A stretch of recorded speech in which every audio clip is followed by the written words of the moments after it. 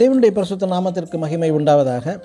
இன்று நாம் தியானத்துக்கு எடுத்துக்கொள்ள இருக்கிறதான வேத வசனம் ஆதியாகம புஸ்தகம் 7ஆம் அதிகாரம் 17ஆம் வசனம். ஜலம் பெருகி பேழையை கிளம்ப பண்ணிற்று, அது பூமிக்கு மேல் மிதந்தது. ஆமேன். இந்த பேழையை உண்டு பண்ணின நோவா தேவனோடு சஞ்சரித்த மனிதன், தேவன் நோவாவை இப்பேழையின் மூலம் உயர்த்தினார்.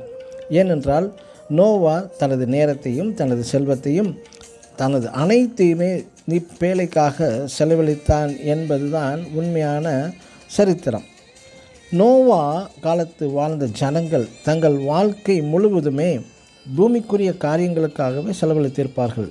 அந்த ஜனங்கள் எல்லோரும் நோவா செய்த பேழையையும் நோவா தனது நேரத்தையும் நோவா செய்த அந்த செல்வத்தையும் செலவழிப்பதை பார்த்து பரியாசம் செய்திருப்பார்கள்.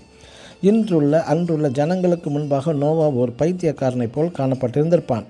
ஜலப்பிரளயம் என்ற தேவனுடைய நியாய தீர்ப்பினால் நோவாவின் குடும்பத்தை தவிர எல்லா ஜனங்களும் அழிக்கப்பட்டு விட்டார்கள். பிரசங்கி 2ஆம் அதிகாரம் 22ஆம் வசனத்தில் ஞானி சொல்வது, மனுஷன் சூரியனுக்கு கீழே படுகிற எல்லா பிரயாசத்தினாலும் அவனுடைய இருதயத்தின் எண்ணங்களினாலும் அவனுக்கு பலன் என்ன என்கிறார் ஞானி. அதாவது மனிதன் படும் பிரயாசத்தின் பலனை எல்லாம் வேறொருவனுக்கு விட்டு செல்ல வேண்டும். பட்ட பிரயாசங்கள் அழிந்து போகிறது.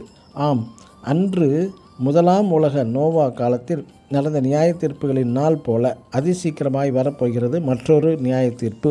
பிரியமானவர்களே, நாம் படுகிற பிரயாசமெல்லாம் அழிந்து போகிற உலகத்துக்கா அல்லது அழியாத நித்திய ராஜ்யத்துக்கா?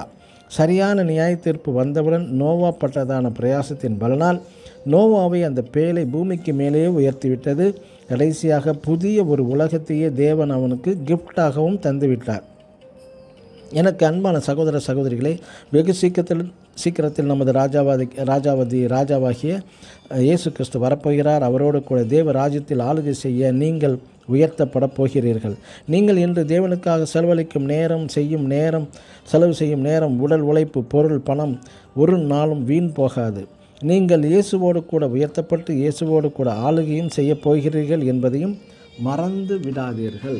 ஆமேன். God bless you.